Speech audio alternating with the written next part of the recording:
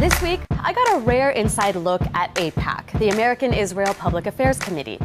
It's one of the most powerful lobbying groups in the U.S. and one that impacts our elected officials' decisions on foreign policy in the Middle East and even where our tax dollars go. I attended their annual conference, which drew 18,000 supporters and every major presidential candidate except for Bernie Sanders. I got to hear pro-Israel messaging that was so strong, facts didn't even seem to matter. What do they say about the occupation? We don't consider it occupation. The glimpse I got of the AIPAC machine in action was as fascinating as it was frightening. Here's why. First, the pandering of our presidential candidates was so intense, you'd think they were running for office in Israel. America can't ever be neutral when it comes to Israel's security or survival. America will stand unapologetically with the nation of Israel. I'm a newcomer to politics, but not to backing the Jewish state.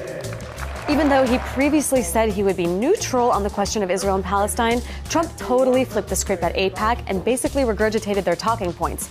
And he even prepared a speech for once. When I become president, the days of treating Israel like a second-class citizen will end on day one. Nothing quite got standing ovations at AIPAC like slamming the Iran deal. This is a deal that AIPAC lobbied hard against and spent millions trying to defeat, yet failed. When questioned outside the conference, AIPAC supporters said things like this. At the end of the day, the deal did pass. But inside, it was a different story. On the first day in office, I will rip this catastrophic Iranian nuclear deal to shreds.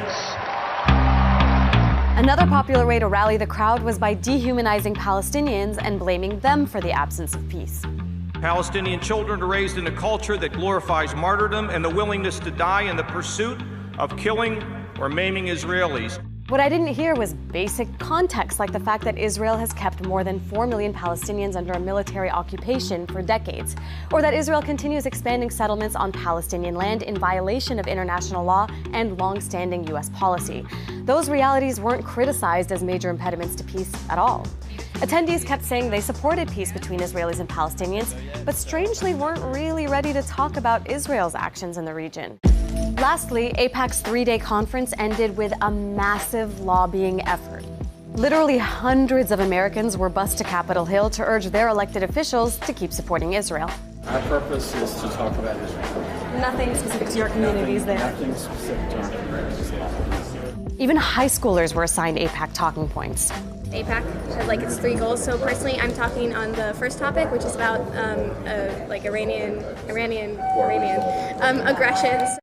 AIPAC's message to U.S. politicians is simple. Support Israel and we'll support you.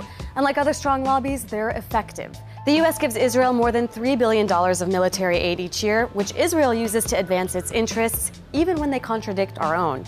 But seeing the lobby in action firsthand left me asking, is this how American democracy should work?